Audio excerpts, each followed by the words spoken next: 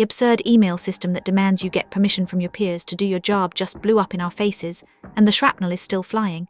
The fallout from this situation just happened, but the seeds of this compliance issue were planted a couple of weeks ago.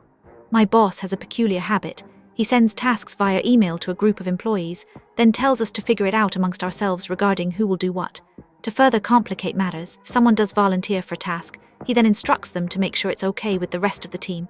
This approach annoys me to no end. It's incredibly non-confrontational, inefficient, and fosters a lazy working environment where inevitably one person ends up doing most of the work. Recently, we received an inquiry to create a new training curriculum. My boss sent his usual email to myself and another lead, asking who wanted to take it on. I didn't reply because, frankly, I didn't want to do it. My boss then met with me in person.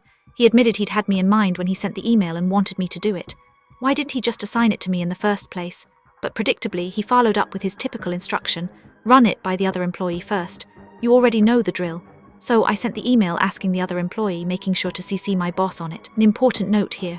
Because of this dysfunctional dynamic, employees have learned to simply not reply to any of these group emails. Even if it's just to approve of coworker taking a task, they fear being somehow roped into it themselves.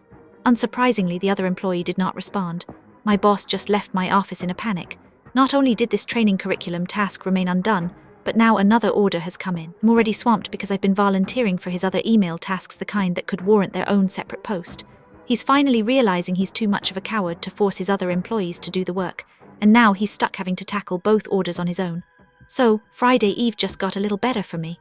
When tasks arrive via group email, who truly has permission to act? And how do you prevent the fallout when no one explicitly owns it?